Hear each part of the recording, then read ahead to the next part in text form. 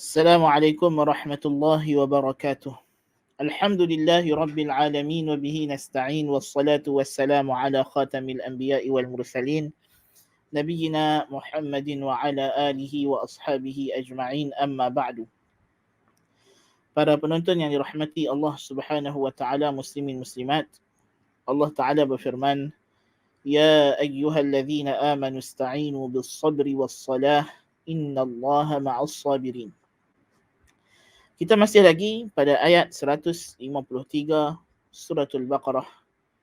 Di antara ayat yang bermula dengan firman Allah, ya ayyuhalladzina amanu ista'inu bis sabri was salah.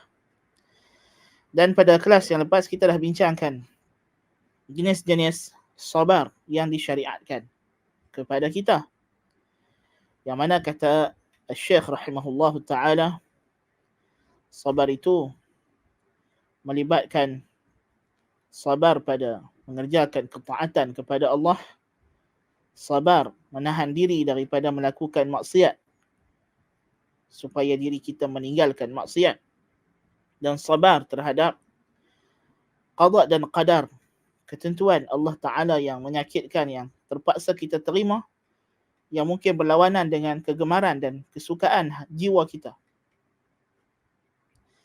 Sebab itulah kata Musannif rahimahullah seterusnya, ya, kita dah bincangkan hari itu sampai sabar daripada meninggalkan maksiat, di mana maksiat ni banyak dia punya an-nawazi', banyak dia punya godaan, banyak tarikan. Di mana kalau kita tidak bersabar, maka kita akan terjebak ke dalamnya. Kemudian kata musannif, wa kadzalika al-bala'u asy-syaqu khususan in istamar فهذا تضعف معه القوى النفسانية والجسدية ويوجد مقتضاها وهو التسخط إن لم يقاومها صاحبها بالصبر لله والتوكل عليه واللجأ إليه والافتقار على الدوام. Demikian juga bala ujian yang berat, terutamanya jika bala ujian tersebut berterusan, ya, maka berterusannya sesuatu ujian yang berat itu melemahkan bersama dengannya kekuatan jiwa dan jasmani,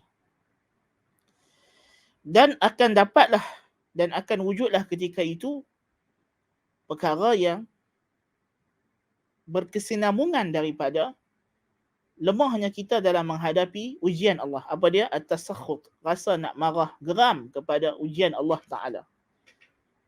Misalnya jelas, tuan-tuan dan puan-puan, kita hari ini berada dalam suasana pandemik, dan kita dapat melihat sudah ramai, walaupun kita tak kata banyak, tapi sudah ada sebahagian-sebahagian yang menunjukkan simptom-simptom hilang sabar. Allahul Musta'an. Sudah mula menunjukkan simptom-simptom tidak boleh redha dengan takdir dan ketentuan Allah Subhanahu wa taala. Jadi hakikatnya puncanya ialah kerana kita kurang sabar. Sabar ini tidak ada batas. Sabar tidak ada batas. Berbeza dengan ajaran songsang orang Melayu, sabar itu ada batasnya dia kata. Itu bohong.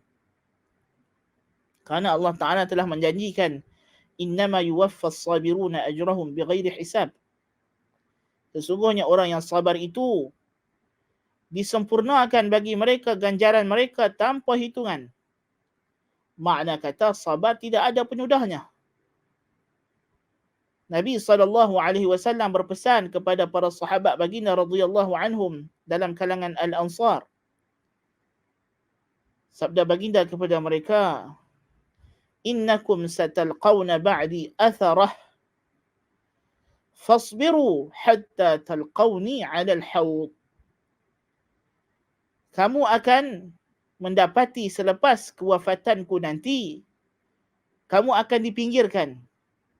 Yang ini akan ada golongan-golongan yang baru masuk Islam, kemudian selepas kewafatan Nabi, yang mereka itu akan mendapat kedudukan yang lebih tinggi dari segi jawatan, pangkat, harta, ya. Maka Nabi kata, hendaklah kamu bersabar sehingga kamu bertemu aku di Haud. Ini di hari akhirat, hari kita menerima balasan amalan kita. Mana sabar ni dia tidak ada batas. Sabar maknanya kita kena tahan diri kita daripada melakukan perkara yang berlawanan dengan syariat Allah Subhanahu wa taala. Semana tak ada batasnya. Macam mana kita kata dia ada batas? Tidak ada batas. Kalau orang kata sabar ni ada batas, maknanya dia ada satu had masa yang dia boleh tahan diri dia daripada buat benda yang Tuhan larang. Tetapi selepas had masa tersebut, dia mesti nak buat benda yang Tuhan larang. Tidak betul. Ya. Sabar ialah ibadah sepanjang hayat. Jadi, kalau kita tidak sabar dan tidak memperbaharui kesabaran kita, jikalau kita menerima satu bala bencana yang menyakitkan, yang menyusahkan kita, yang merosakkan rutin harian yang kita suka, yang kita seronok, yang kita sedap, maka dan jikalau benda itu berterusan lama, kita mungkin boleh hilang sabar dan kita melakukan perkara-perkara yang Allah Jalla wa'ala larang. Ya. Kita tengok hari ini, masyarakat sudah mula tidak boleh sabar dengan bala bencana yang menimpa. Tetapi puncanya tentulah kerana lack of faith, kurangnya iman. Kurang iman kepada qada dan qadar. Kerana bertawakal kepada selain Allah Subhanahu wa taala. Ya, mereka lebih bertawakal kepada kerajaan, bertawakal kepada doktor, bertawakal kepada ubat, bertawakal kepada apa sahaja makhluk yang ada dalam alam ini yang tidak sepatutnya dijadikan sebagai tempat tawakal. Tawakal hanya khusus kepada Allah Jalla wa'ala. Makhluk hanyalah sebab yang Tuhan anugerahkan kepada kita untuk kita guna. Tuhan anugerahkan kepada kita vaksin untuk kita suntik. Masuk vaksin dalam badan, kemudian dengan anugerah Allah juga, badan yang Tuhan ciptakan ini akan menghasilkan antibody. Sistem imunisasi badan akan bertindak. Yang semua itu anugerah Allah. Yang mana tawakal itu mestilah ditujukan kepada yang mencipta sistem badan kita, yang menganugerahkan vaksin kepada kita, iaitulah Allah Subhanahu wa taala. Yang menganugerahkan kepada kita sistem imunisasi badan kita, yang menganugerahkan kepada kita kecerdikan dan kepandaian untuk memahami ilmu perubatan, ilmu tubuh badan. Sepatutnya itu adalah semuanya anugerah Allah Subhanahu wa taala yang kita patut syukur, yang patut kita ucapkan terima kasih ialah kepada Allah Subhanahu wa taala. Bukan kepada vaksin, bukan kepada makhluk. Kita bersyukur kepada Allah. Makhluk kita doakan, ucapkan jazakumullahu khairah kerana berusaha. Tetapi apapun usaha kamu itu hanyalah anugerah daripada Allah. Kamu hanyalah sebab yang Allah ciptakan. Yang mana kalau Allah tidak ciptakan perkara tersebut, buat pilah macam mana pun, tidak mungkin ada kemampuan untuk kita.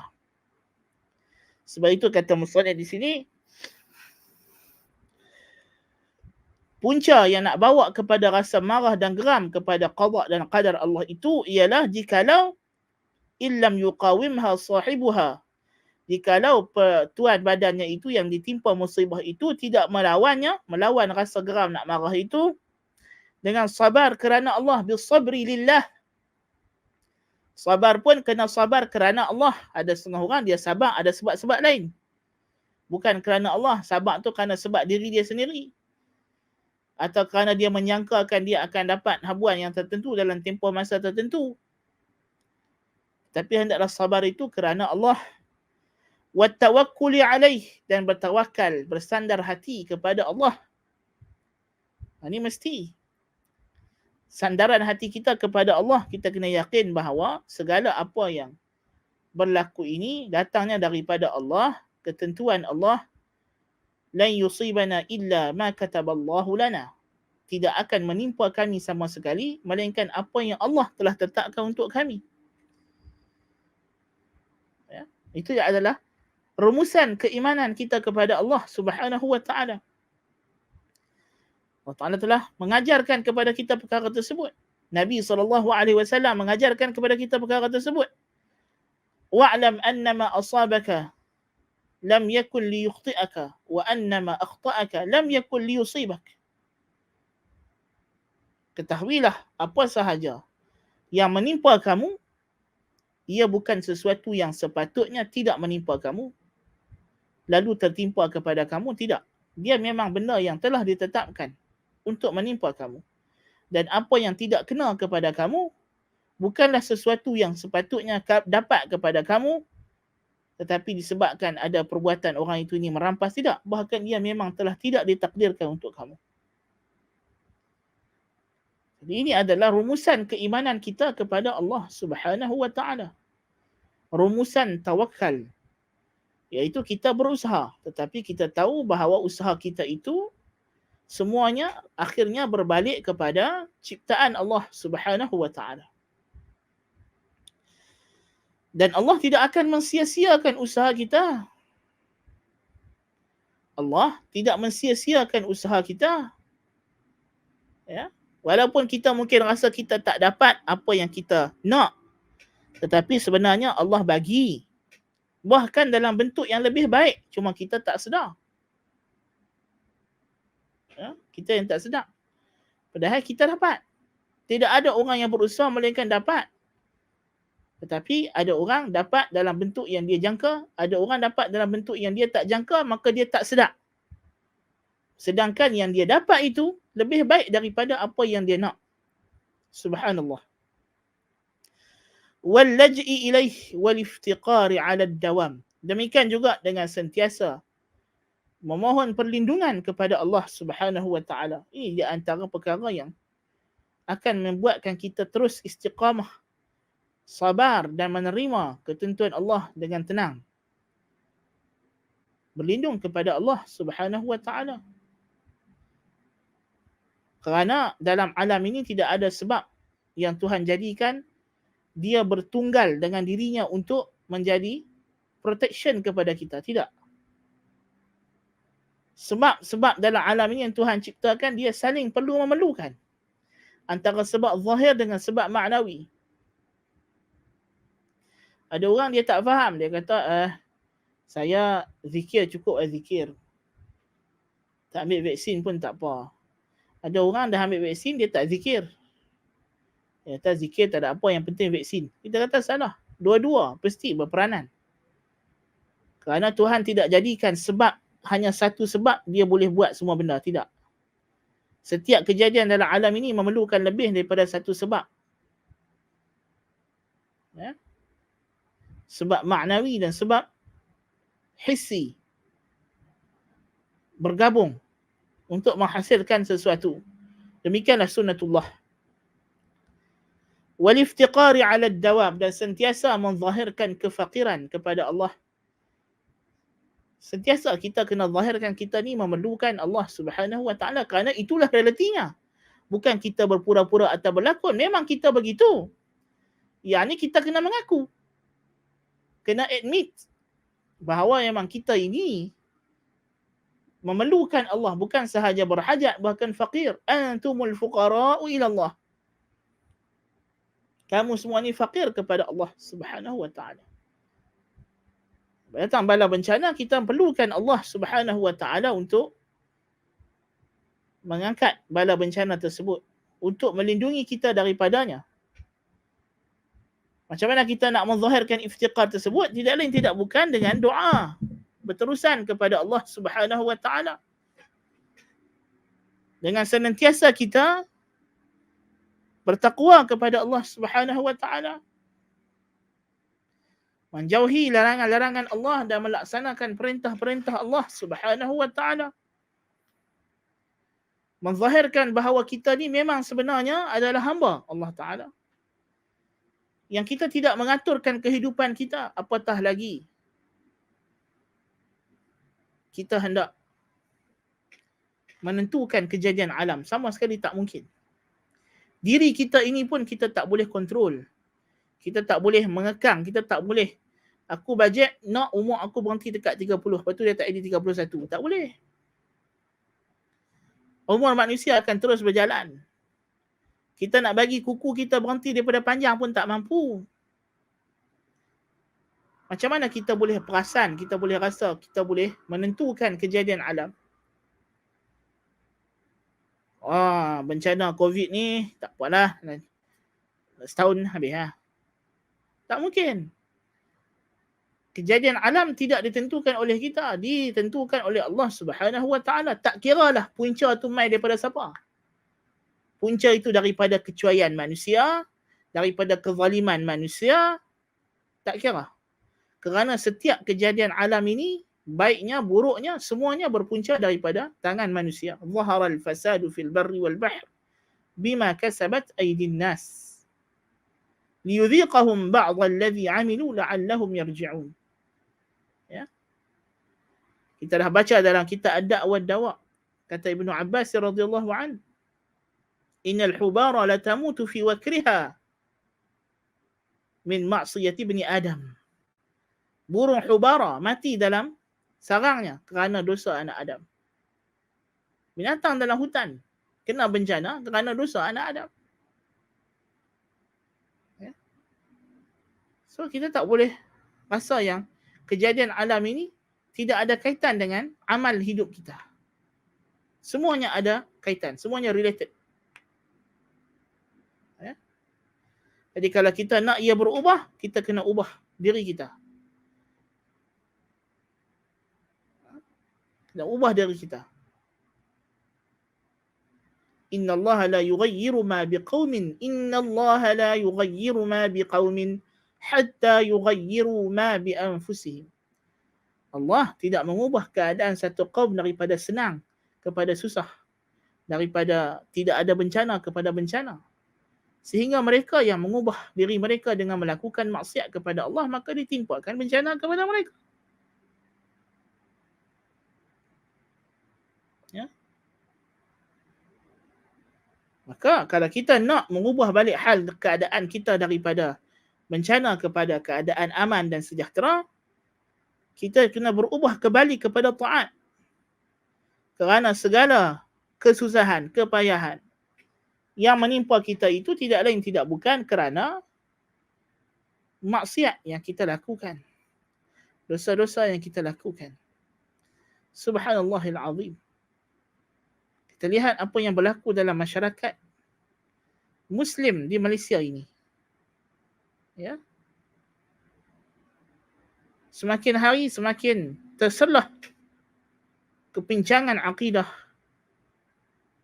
kepincangan jati diri sebagai Muslim. Ini yang kita takut dan kita gerun. Anak-anak muda kita. Ya. Bermakna kita ada something yang tak betul dalam masyarakat. Didikan kita tidak betul. Sistem didikan kita tidak betul. Ya. Ana satu nak bagi contoh ya. Pemikiran. Dia ada banyak faktor dalam masyarakat ni, bukan sahaja satu pihak. Kita tak boleh tunding diri pada satu pihak macam kita sebut tadi. Apa benda pun dalam kejadian alam ini sebab dia banyak. Masalan, kalau orang kata kes rogol. Ada orang kata kes rogol ni sebab perempuan tak pakai tudung. Ada yang kata, geng-geng liberal pula kata mana ada kaitan dengan pakaian perempuan. Ni semua orang lelaki. Dalil dia tengok ada perempuan pakai tudung pun kena rogol. Kita kata dia ada banyak faktor. Menutup aurat, pakai tudung bagi wanita bukan sebab nak mengelak diri daripada dirogol. Dia adalah kewajipan yang Allah Jalla wa'ala wajibkan. Dia hanya adalah salah satu daripada sebab. Menutup aurat ni, dia bukan sekadar pada bentuk pakaian. Dia datang dengan package. Kita dah menelusuri package ini. Package ini datang dalam bentuk satu surah. Suratun anzalnaha wa faradnaha. Surah apa? Surah An-Nur yang telah kita bincangkan. Surah An-Nur ni adalah package. Package yang kita boleh katakan dia adalah package perlindungan sosial dan keluarga yang Tuhan bagi kepada masyarakat Islam. Ya.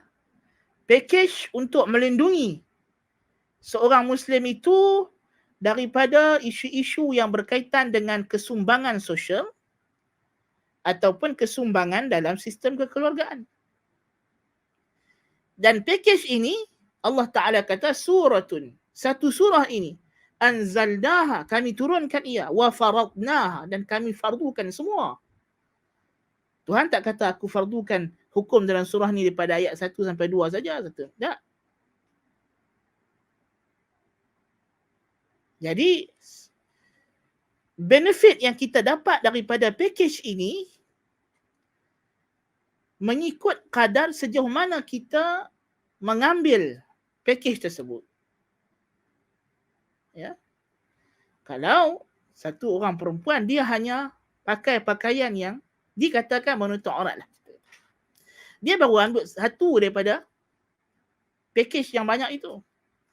Maka dia tak boleh expect benefit yang dia perolehi sama dengan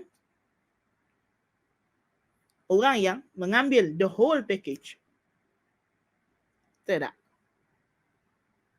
Dalam surah An-Nur bukan sahaja ada perintah menutup aurat, ada perintah menundukkan pandangan untuk lelaki, menundukkan pandangan untuk perempuan, perintah untuk berkahwin, perintah untuk menjaga pergaulan.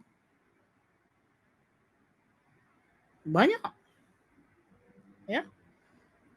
Perempuan bertudung, menutup aurat, pergi ke kelas di universiti, di sekolah. Tetapi dalam kelas itu, rakan sebelah mejanya lelaki, depannya lelaki, kanan kirinya lelaki, belakangnya lelaki. Duduknya rapat-rapat. Kemudian ada group discussion. Dibuatlah grup WhatsApp, grup Telegram. Di dalam itu, discussionnya mungkin 40%, 60%, 30%, tapi yang lebih itu the rest of 70%, the rest of 60% ialah bual-bual, cakap kosong.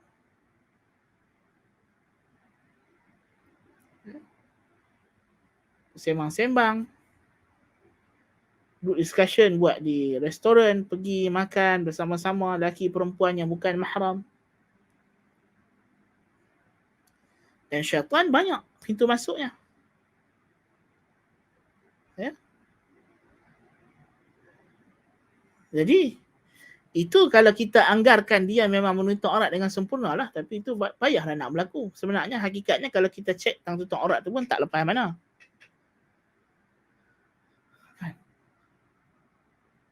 Sebenarnya itu berlaku. Memang ada salah. Golongan wanita tersebut salah. Lelaki juga salah. Tidak menjaga batas pergaulan. Tidak menundukkan pandangan. Ya, orang lelaki, jikalaupun ada perempuan itu tidak menutup aurat, dia diwajibkan oleh Allah Ta'ala, qul lil mu'minina yaghuddu min absarihim wa yahfadhu furujahum.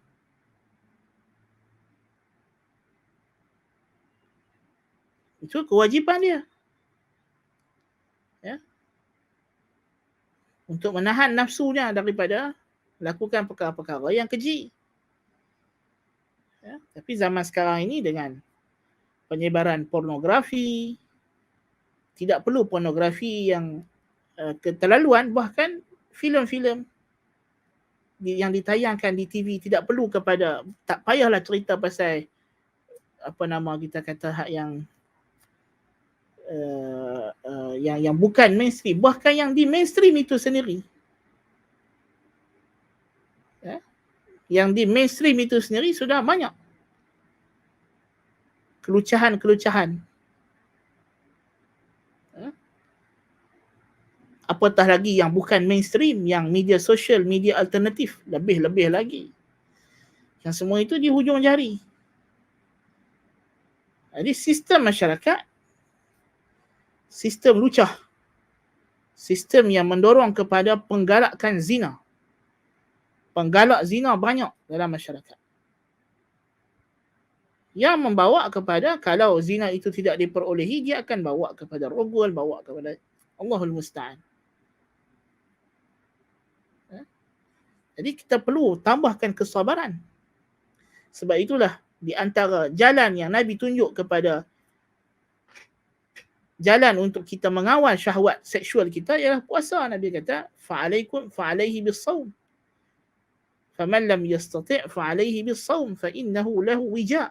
Siapa yang tak mampu kahwin, puasa. Kerana puasa melatih diri untuk sabar. Untuk menahan diri daripada kehendak syahwat. Nampak tak?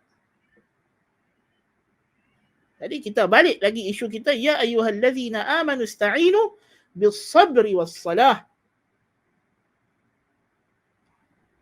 Sabar. Kena banyakkan mendidik diri untuk sabar. Itu kalau kita tengok dari isu tersebut. Kemudian kita adalah masyarakat, kita hari ini ada isu apa lagi yang kita boleh selesaikan dia dengan cara ista'inu bis-sabri was-salah. Isu-isu kepincangan akidah dalam masyarakat. Especially dalam kalangan anak-anak muda. 2-3 hari ni kecoh sekarang di media sosial tentang anak-anak Melayu yang telah murtad, yang sekarang ni telah lantang mengkritik Islam, mengkritik Al-Quran, mengkritik hadis, mengkritik ulama-ulama salaf, yang tidak segan-silu lagi untuk. Dan pada 2 minggu lepas kita di Pride Month, bulan LGBT, dan tanda pagar bulan LGBT itu, Pride Month itu menjadi dalam bahasa Inggerisnya trending di Twitter Malaysia. Maknanya banyak orang Malaysia yang support.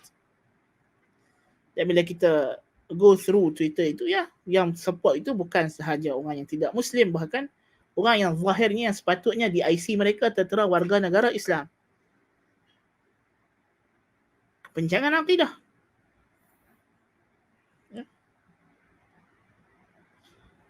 Yang mana perkara ini juga boleh diselesaikan dengan sabar dan salat sebenarnya. Tetapi sabar dan salat yang macam mana?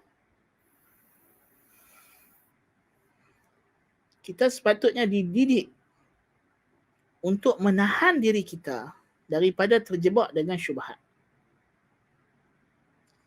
Sama juga kita sepatutnya menghalang diri kita, sabar, menahan diri daripada mengikut syubhat-syubhat yang datang. Tetapi anak-anak muda kita hari ini tidak ada yang dididik dengan menahan diri daripada syubhat. Mereka diberi kononnya peluang untuk meneroka, membentuk wacana pemikiran mereka. Semua benda yang mengarut. Hakikatnya mengarut. Bahkan sampai ada program dibuat di media sosial membincangkan hak untuk golongan LGBT ini di sekolah-sekolah di Malaysia. Cabaran makin banyak. Jadi generasi ibu bapa, generasi pendidik memerlukan ista'inu bis-sabri was-salah. Kerana salat Allah Ta'ala sebut, inna salata tanha 'anil fahsya'i wal munkar wa la dzikrullahi akbar. Zikrullah. Rahsia kenapa salat ini menjadi pembantu kita dalam menghadapi kesukaran hidup ialah kerana padanya ada zikrullah. Allah Ta'ala kata kepada Nabi Musa alaihi salatu wasalam, aqimis salata li zikri. Dirikan salat untuk mengingatiku. Tetapi salat yang macam mana? Salat yang memang mengingatkan kita kepada Allah Jalla wa'ala, yang menambah keimanan kita. Salat yang mendidik kita untuk beriman kepada Allah Subhanahu wa ta'ala. Tapi kita dapati sistem pendidikan kita pincang. Jangan kata isu nak mendidik untuk kita menghayati salat. Tidak ada pendidikan yang mendidik kita untuk buat salat dengan sempurna. Masa saya sekolah, ya, diajak di sekolah rendah, tata cara mengambil wuduk. Yang diajak apa dia? Bila sapu kepala, letak sedikit air di hujung kepala. Lalu dia kata, inilah kita mazhab Syafi'i, sapu sikit saja. Hak yang sapu semua itu mazhab Maliki. Padahal kita tahu ini dusta. Bohong. Dalam buku teks dah tulis dah, sunat. Sapu semua kepala. Memanglah yang fardu dalam mazhab Syafi'i yang melepaskan wajib sapu sebahagian. Tapi itu had yang fardu. Adapun yang sunat ialah disapu seluruh kepala. Itu barulah kita nak dapat ganjaran wuduk yang sempurna. Tapi tidak dididik dengan wuduk yang betul pun tak dididik, apatah lagi salat. Ya? Ada satu kisah seorang daripada kalangan asatizah kita, ustaz-ustaz kita, pergi temuduga di sebuah jabat agama untuk tauliah. Dia penemuduga ni dia nak test ilmu kalam lah, nak paksa ustaz-ustaz yang dapat tauliah ni mengajar ilmu kalam. Jadi ustaz kita ni dia tak, bahkan dia bukan mengajar akidah pun, dia mengajar hadis. Memanglah dalam hadis tu kita mengajar akidah. Tapi kita tak ajar ilmu kalam. Kita ajar akidah yang diajar oleh Allah dan Rasul sallallahu alaihi wasallam. Tapi si penemuduga ini dengan begitu yakinnya, oh kalau you tak tahu ilmu kalam nanti kalau datang syubhat etis, bolehkah Allah mencipta batu yang tak boleh diangkat olehnya sendiri? Macam mana nak jawab? Subhanallah. Ini adalah mentaliti orang yang nak menemuduga untuk memberi tauliah. Dia masih lagi dengan syubhat yang kalau pitanya Richard Dawkins, imam etis zaman sekarang pun dia tak tahu dah syubhat ni. Wallahil azim. Ini syubhat lapuk, kuno dan falasi. Falasi dia terlalu ketara. Memanglah kita tak kata orang etis tak buat falasi. Orang etis banyak falasi. Tapi ini falasi yang etis moden dah tak pakai lah.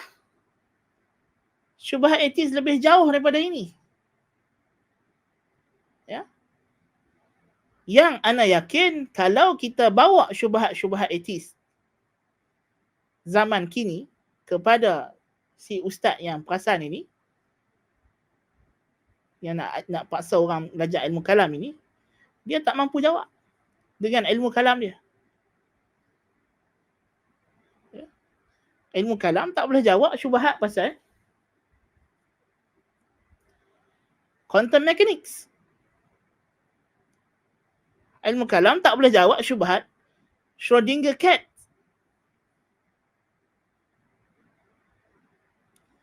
Ya, tak boleh menjawab syubhat tentang relativity.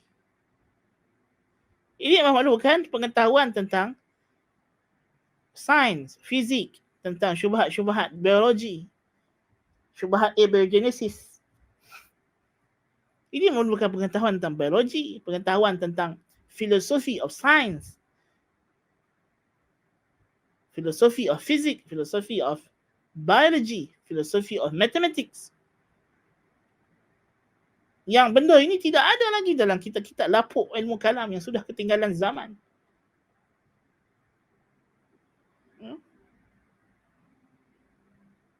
Bahkan kitab-kitab lapuk ilmu kalam itu akan menjadi penyumbang kepada syubhat tersebut. Sebaliknya, dia akan menjadi petrol yang bermanfaat. Petrol 97, mungkin euro, untuk membolehkan syubhat tadi pecut lebih laju dalam masyarakat. Nampak tak? Maknanya tidak ada kualiti dalam pengajian. Sejauh mana silibus pendidikan Islam di sekolah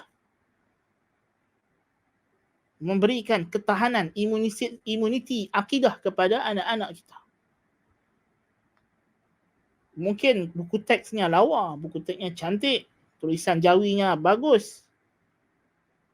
Tetapi, dan nama subjeknya cantik, pendidikan Islam. Tetapi pendidikan Islam ini dia disamatarakan dengan pendidikan jasmani. Wallahil azim. Ya.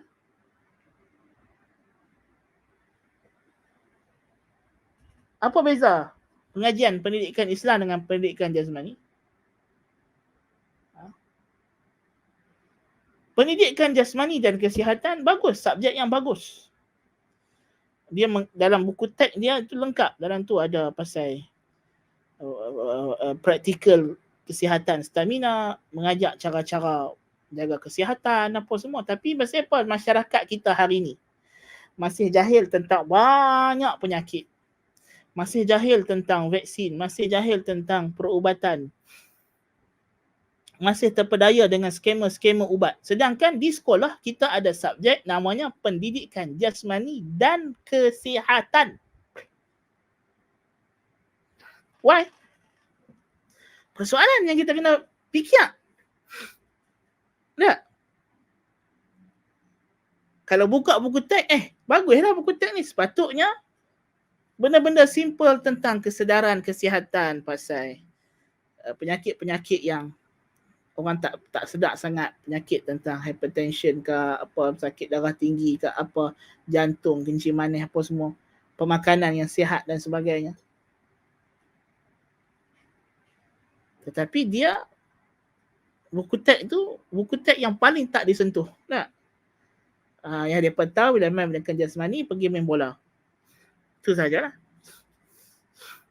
Tidak diajarkan. Dan kandungan dalam buku teks itu tidak dipupuk, tidak diterapkan dalam pelajar. Tak.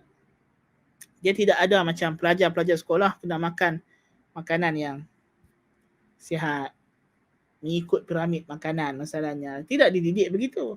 Dia hanya teori yang diberitahu sahaja, yang diiklankan dekat TV apa semua, tapi tidak dipupuk. So itu pada pendidikan jasmani dan kesihatan. So the same thing goes to pendidikan Islam.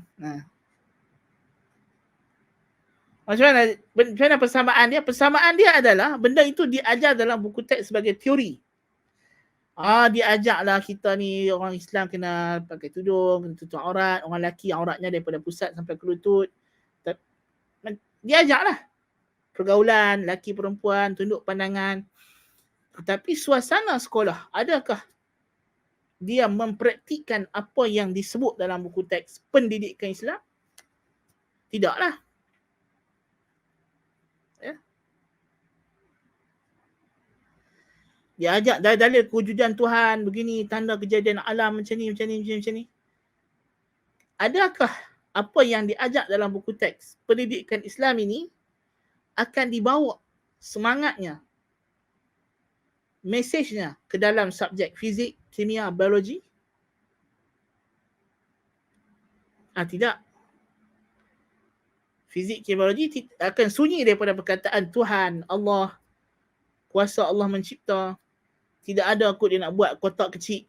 Renung-renungkanlah begini hebat kuasa ciptaan Allah Ta'ala terhadap sistem tubuh badan manusia. Tidak ada.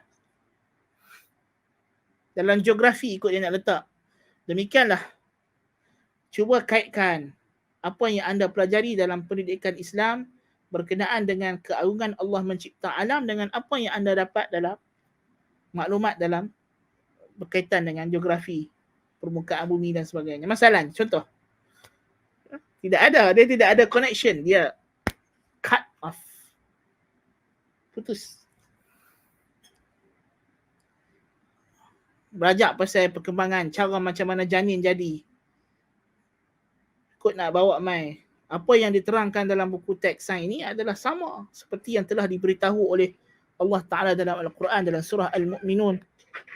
Dalam ayat sekian, proses kejadian manusia. Sedangkan penemuan sains tentang kejadian manusia ini hanya ditemui pada abad ke-20 masih. Ya, manusia tidak tahu macam mana janin dalam perut melainkan pada abad ke-20 masih. Itu pun dah lewat. Ya.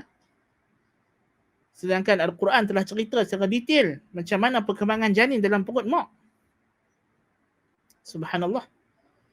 Hadis Nabi SAW.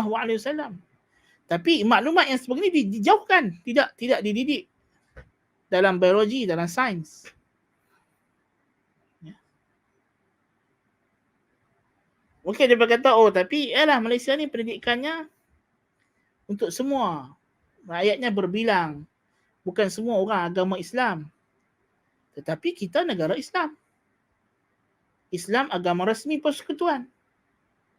Dia tidak boleh duduk sama rendah dengan agama lain. Tidak boleh berdiri sama tinggi dengan agama lain. Dia mesti lebih tinggi.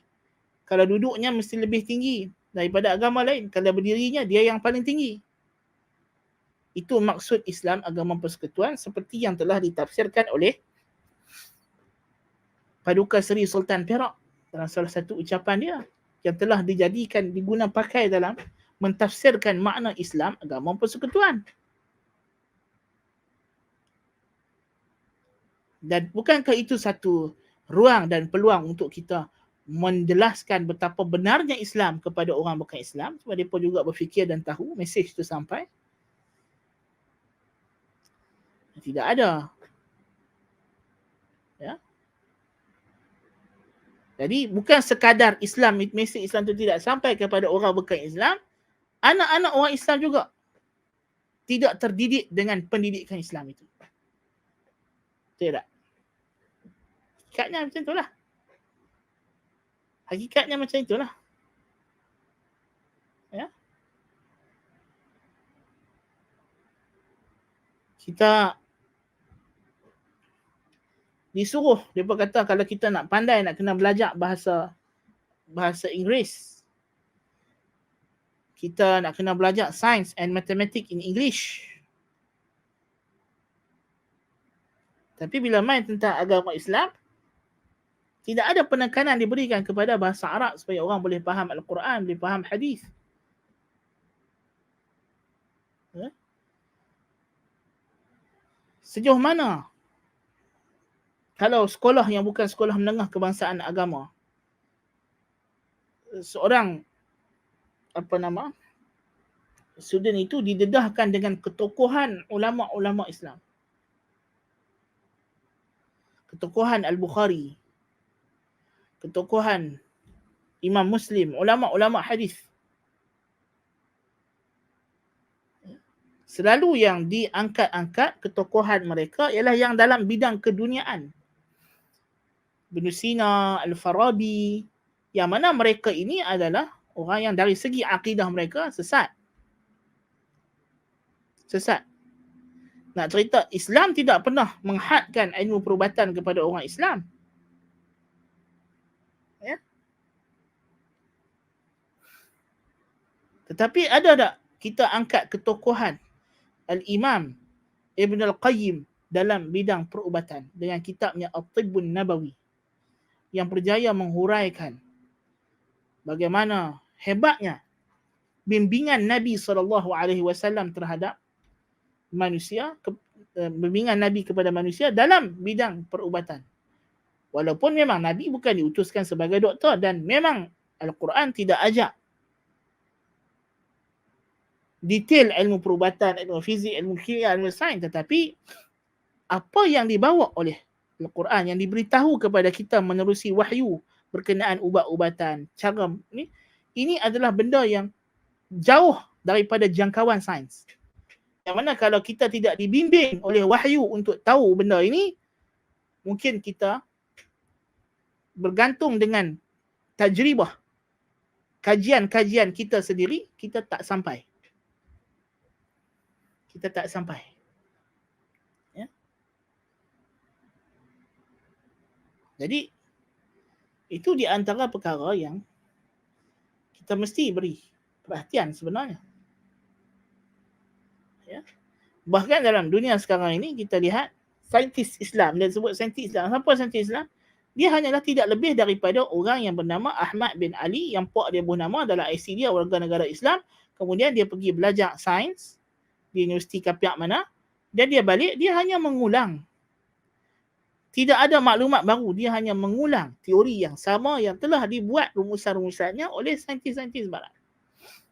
Bukan macam saintis Islam zaman dulu, yang mana mereka itu memang saintis yang mereka produce teori.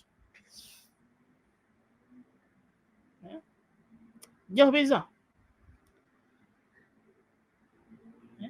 Jauh beza. Saya bagi contoh tak? Jumpa di Kelantan, kononnya tulang dinosaur.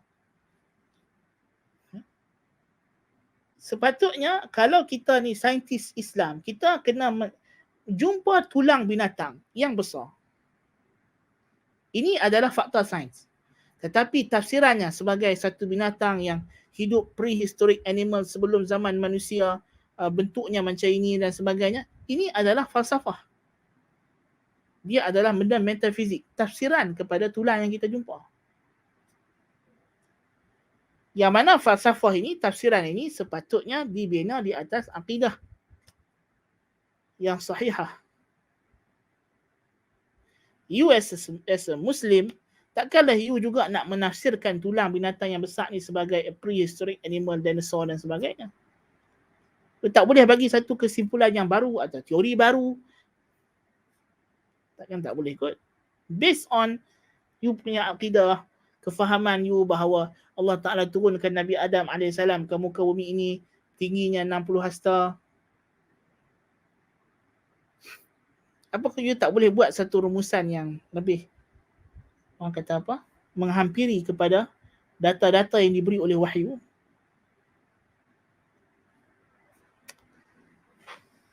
Itulah masalah. Cabaran. Kan? Jadi hasil natijahnya kita kata sistem pendidikan yang rapuh, yang lemah ini dalam agama menatijahkan kewujudan golongan-golongan yang kita lihat hari ini. Gerakan, alhamdulillah kita tidak pernah tahu begitu, walaupun memang tak ramai, golongan anti-vaksin, golongan yang percaya dengan teori konspirasi yang mengarut-mengarut ini. Dulu kita tertanya-tanya daripada mana mai mereka ni.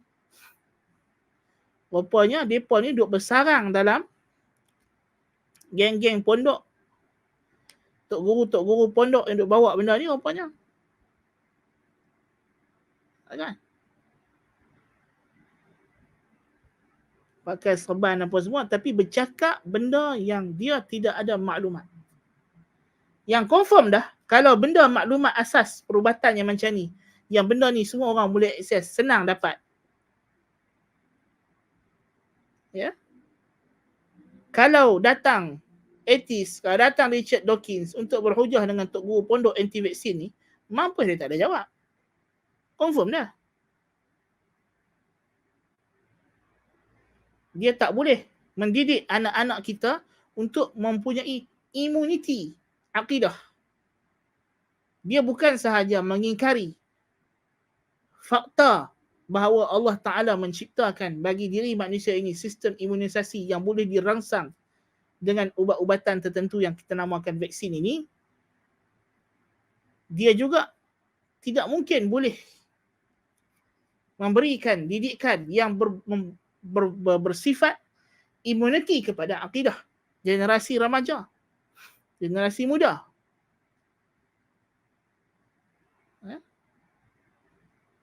Akan terus kolot Dan tidak ada, bukan sahaja kolot dan bahkan khurafat. Mengajar benda-benda khurafat, zikir-zikir yang khurafat. Ya. Jangan kata dia bukan sekadar menolak vaksin, bahkan dia juga tidak mengajarkan pelindung diri yang diajar oleh Nabi SAW. Zikir pagi, zikir petang. Ya. Dan masyarakat melihat agama ini sebagai alat untuk mereka ambil lalu mereka gunakan mengikut cita rasa mereka. Sekarang pagi-pagi kita buka televisyen, baca Yasin. Ya. Yasin surah daripada Al-Quran. Boleh dibaca, tak ada masalah. Tapi dengan cara yang betul lah. Tapi bila nak melindung diri, benteng diri, baca Yasin, kenapa tidak dididik dengan azkar an-nabawiyah, zikir-zikir Nabi SAW? Zikir pagi, zikir petang. Ayat-ayat pelindung diri yang Nabi SAW ajarkan. Qul a'udzu birabbil falaq dan qul a'udzu birabbin nas. Ayatul kursi. 2 ayat terakhir daripada Al-Baqarah. Ya. Surah-surah harian yang paling banyak Nabi ajarkan untuk kita baca, surah Al-Mulk, surah As-Sajdah. Kenapa tidak diketengahkan benda ini kepada masyarakat? Tidak dididik juga masyarakat dalam situasi yang macam ini pun. Mereka tidak mau didik masyarakat dengan sunnah. Mereka masih nak didik masyarakat dengan ideologi bawaan mereka sendiri. Bukan dengan sunnah Nabi SAW. Dalam keadaan situasi kita yang macam ini punya sukar pun, masih lagi mereka ambil kesempatan menangguk di air yang keruh untuk menyebarkan falasi. Ya. Itu tengok. Ya. Sistem, silibus pendidikan Islam dalam negara kita ini yang nazak sebenarnya. Tetapi puak-puak yang sesat ini mengambil langkah, kita panggil fallacy of red herring. Dia campurkan kepada masyarakat benda lain untuk dikejar. Apa dia? Oh, dia bangkit isu silibus pengajian di Universiti Islam Madinah lah. Apalah. Padahal ni pengajian pondok yang nazak ni. Ini yang terang-terang bercakap pasal anti-vaksin. Tapi kita tak tahu hak duk berakak dalam-dalam sana. Ya? Apa macam anti lagi duk ada dalam tu. Ini baru hak duk keluar sikit fal simpang lah apalah. Hak yang menyimpang lagi banyak duk di bawah sana kita tak tahu lagi. Ya. Jadi sepatutnya yang kita kena semak, yang kita kena kaji ni silibus pendidikan Islam di sekolah-sekolah kita, di pondok-pondok ini. Apa yang mereka belajar? Ya?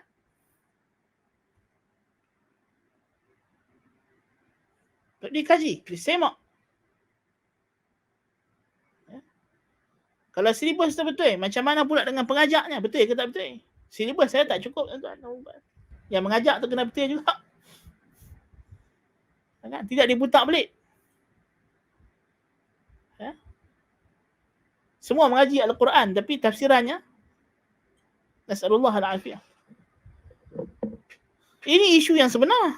Masyarakat negara kita sedang berhadapan dengan perkara ini dan kita nak membentengi anak-anak muda, generasi muda kita daripada syubhat-syubhat akidah yang besar. Ya. Kita tidak heran kalau hari ini ada anak muda Melayu yang sepatutnya di IC-nya tertera warga negara Islam menghina Sahih Al-Bukhari, menghina hadis Rasulullah SAW. Kalau kita tahu ada orang yang bergelar ustaz, profesor dalam bidang agama, memperlekehkan kelas-kelas pengajian Sahih Al-Bukhari. Ya, wujud. Memang ada. Dia berkata, duk ajak apa orang Sahih Bukhari? Sahih Bukhari ni bukan untuk belajar. Tak dikenalkan. Memanglah kita tak mesti kata, mesti kamu nak ajak Sahih Bukhari. Susahlah untuk orang awam, pakcik-pakcik masjid. Tapi mengajak hadis. Hadis apa? Hadis yang sahih. Mengenal hadis yang sahih. Mengenal nilai hadis sahih. Tapi bila kita mengajak hadis yang sahih, membenteras hadis palsu dan sebagainya, usaha itu diperlekehkan. Ya. Khilaf pada menentukan hadis ini sahih tak sahih berlaku dalam kalangan ulama. Khilaf memanglah tidak ada. Bukan semua hadis itu ada ijma' ianya sahih atau ianya dhaif. Kadang-kadang ada hadis yang memang ada khilaf. Tidak ada masalah. Tetapi secara asasnya kita kena bersetuju bahawa masyarakat mesti dididik dengan pemikiran Muslim. Pemikiran orang Muslim apa dia? In ja'akum fasiqun binaba'in fatabayyanu an tusibu qauman bijahalatin fatusbihu ala ma fa'altum nadimin. Ini asas didikan Allah Ta'ala dalam suratul Hujurat. Yang mana surah Hujurat salah satu lagi surah yang Allah bagi sebagai package keamanan, keselamatan untuk masyarakat.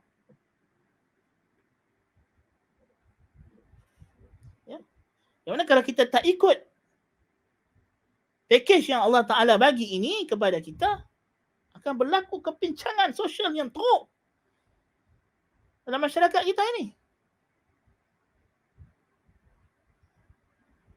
Kita tak boleh biarkan. Kita hari ini berhadapan dengan ghazwul fikri yang begitu dahsyat, yang bukan lagi ombak, bahkan dia tsunami.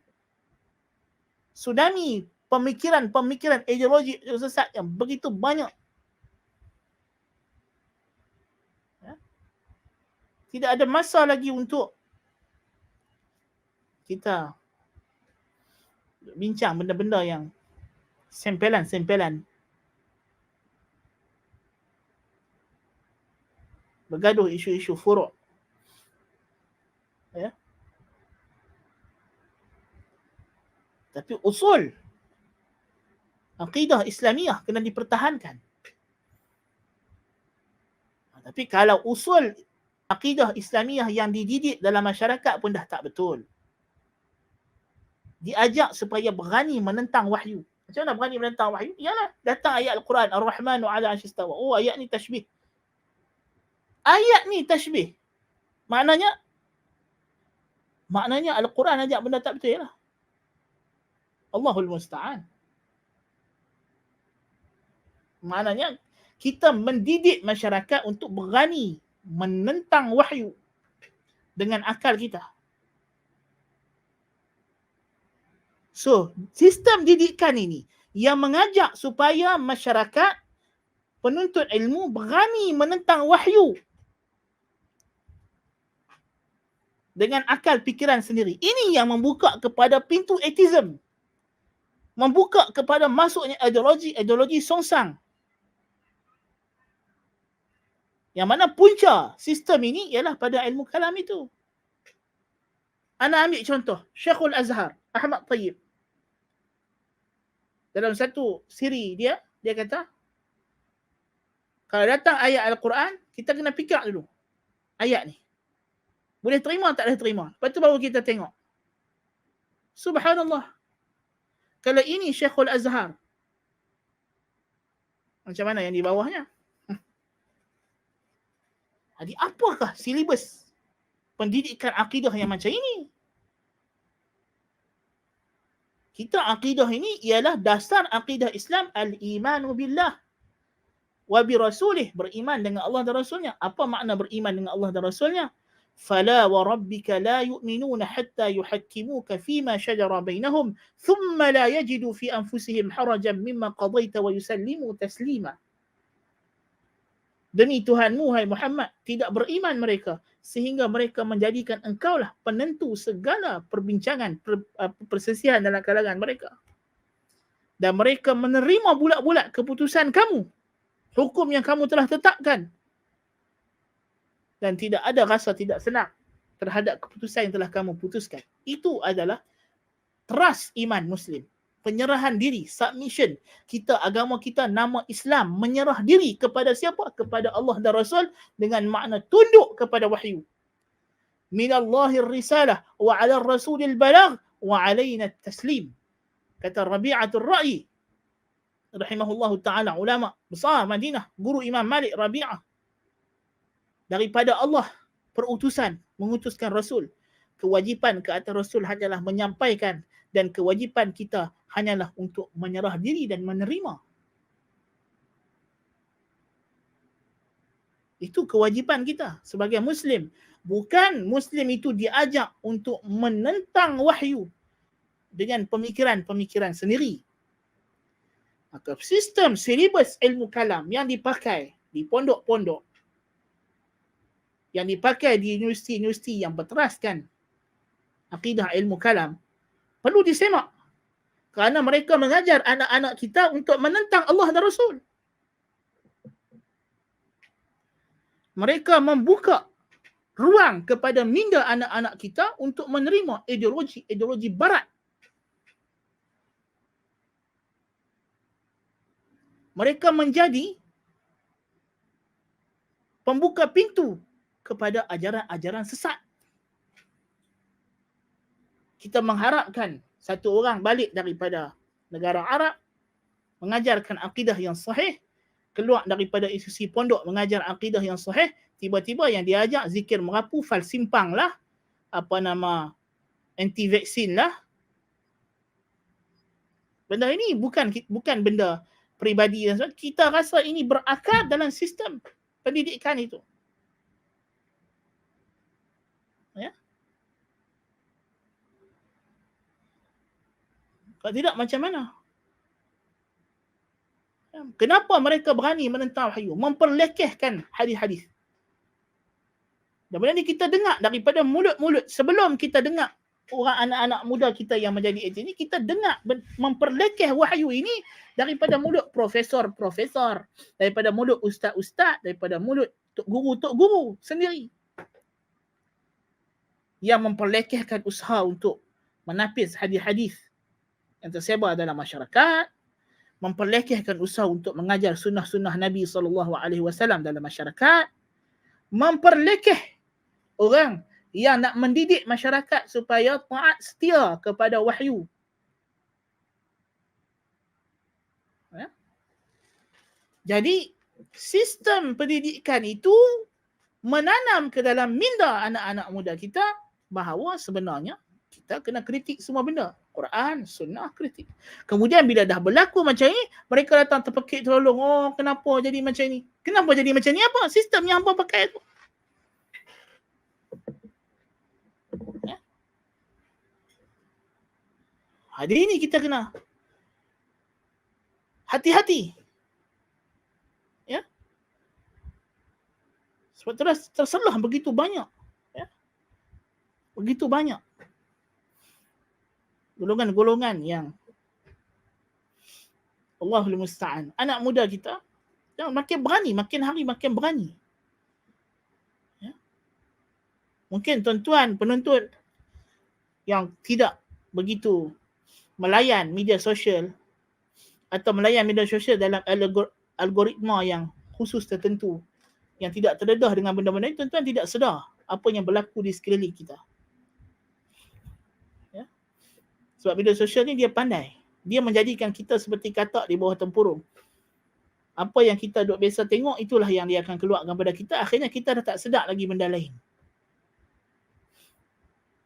Ya? Gerakkan pluralism, wahdatul wujud, ya? Dalam masyarakat.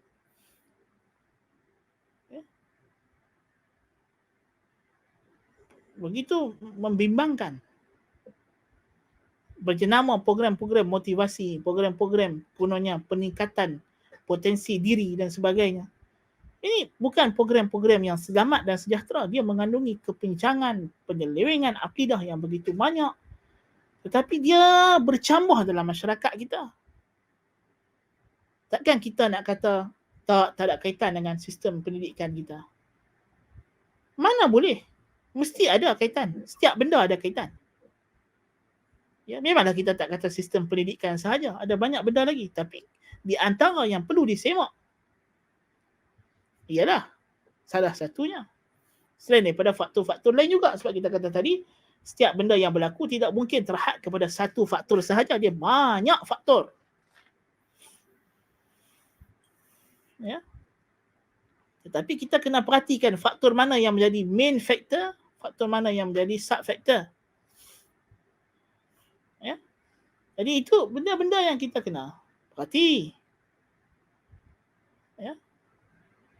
Sejauh mana anak-anak kita ni sebenarnya memang dekat dengan Al-Quranul Karim. Sejauh mana kita ni memang dekat dengan sunnah Nabi SAW. Ya. Itu semua kita kena perhatikan. Kita mungkin rasa macam, oh saya kena bagi anak saya sekarang PDPR. Semua pakat sekolah di rumah. Baguslah satu hal. Tapi mungkin kita akan perlukan alat-alat bantu mengajar. Mungkin kita suruh anak kita tengok National Geographic, Discovery Channel. Tuan dan perempuan tahu tak dalam National Geographic, Discovery Channel itu penuh dengan syubhat-syubhat Darwin, syubhat-syubhat etis. Yang mesti kena tapih. Kan? Memanglah kita tengok, kita rasa ialah kita tengok kebesaran Allah Ta'ala, tapi pengulas rancangan itu dia tidak beriman. Dia akan putak fakta apa semua, ini adalah evolusi, ini adalah apa sekian. Ya? Itu benda yang kita kena perhatikan. Kalau anak-anak kita tidak ada imuniti iman ini, imuniti akidah ini, dia akan mudah terikut dan terjebak. Anak-anak kita layan Twitter, tambah sekarang bila dah PDPR, dia banyak main luang masa dengan laptop, dengan handphone. Ya. Dulu mungkin kita ada cara untuk mengekang hubungan anak kita dengan laptop, dengan handphone ini. Tapi sekarang, mau tak mau kita kena lepaskan dia. So macam mana kita nak, macam kita kata sekarang, kita pandemik COVID-19 lah. Ya, berapa lama kita nak kurang orang dalam rumah. Mau tak mau kita kena ada vaksin. Kita vaksin seramai yang mungkin sampai jadi herd immunity. Mau tak mau kita kena lepaskan. Kita tak mungkin boleh kurang orang selama-lamanya dalam rumah. Macam tu juga anak-anak kita tak mungkin boleh kurang dia selama-lamanya daripada dia melihat dunia luar. Mau tak mau kita kena suntik vaksin kepada dia. Vaksin iman dan akidah supaya dia boleh tapih apa yang datang. Sebab kita tak macam dulu. Kita nak mengharap kepada sistem politik, nak mengharap kepada sistem sosial, tak membantu kita untuk melindungi generasi muda kita, bahkan diri kita sendiri daripada tsunami syubhat, tsunami ideologi sungsang. Tidak ada benteng. Ya. Kalau kita kata zaman salafus salih, para ulama, apa semua, mereka mungkin ada kuasa politik yang boleh membendung masyarakat daripada akidah yang sesat. Mungkin mereka ada ulama-ulama yang begitu ramai yang boleh memberi penjelasan. Tapi kita hidup di zaman yang benda itu dah tak ada lagi dalam kita. Ya, dah tak ada lagi. Keagamaan ini hanya disokong oleh pihak pemerintah pada sekadar yang tidak berlawanan dengan kepentingan politik dia sahaja.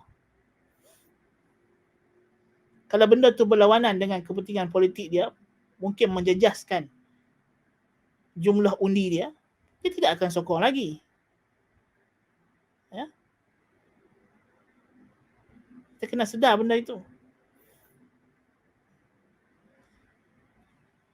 Tapi itulah, masyarakat kita begitu, orang kata apa, masih lagi tak rasa benda itu sudah pun ada dalam rumah mereka. Ya, kita masih lagi puas hati kalau anak saya boleh baca Quran, saya puas hatilah. Baca Al-Quran, ramai orang baca Quran. Tok guru pondok hak sesat, ayat anti vaksin dan apa semua ni, baca Quran. Buahkan hafal Quran. Tapi pasal apa je lagu tu? Pasal baca Quran saja tidak cukup. Sebab Al-Quran bukan diturun untuk sekadar dibaca. Baca itu adalah wasilah kepada liyadabbaru ayatih, untuk mereka mentadabbur ayat-ayatnya, untuk mereka menyelami ayat-ayatnya. Ya. So itu yang sepatutnya kita kena faham. Ya. Jadi macam mana kita nak ista'inu bis sabri was salah kalau kita tidak ada pendidikan yang betul, pendidikan Islam yang betul. Macam mana kita nak praktik ayat ini? Tidak mungkin. Ayat ini datang dengan package. Ya. Memanglah salat dan puas dan sabar ni membantu kita. Tapi salat dan sabar itu sendiri ada dia punya package dia yang dia perlu untuk membolehkan dia membantu kita, melindungi kita. Ya. Jadi ada orang salat tapi salatnya tidak memberikan protection yang sepatutnya dia dapat. Inna salata tanha 'anil fahsya'i wal munkar wa la dzikrullahi akbar. Kenapa? Bukan kerana salat tidak boleh protect. Tapi macam kita sebut tadi, salat juga memerlukan bantuan daripada benda-benda lain, faktor-faktor lain yang Allah jadikan. Yang mana kalau kita tak laksanakan dia dengan cara yang baik, tak mungkin. Salat itu datang dengan package. Bukan sahaja khusyuk batinnya, bahkan kesempurnaan zahirnya. Bukan sahaja kesempurnaan zahirnya, juga dengan khusyuk batinnya. Ya. Jadi kalau kita kata tadi, ambil wuduk pun dah diajak dengan cara yang salah. Macam mana solat itu nak ada kualiti? Solat itu bermula dengan wuduk. Ha? Nabi kata, an-nadhafatu syatrul iman. Kebersihan adalah separuh daripada solat. Maknanya wuduk, sucikan diri daripada hadas, daripada najis. Ini adalah separuh daripada solat. Iman di sini maksud solat.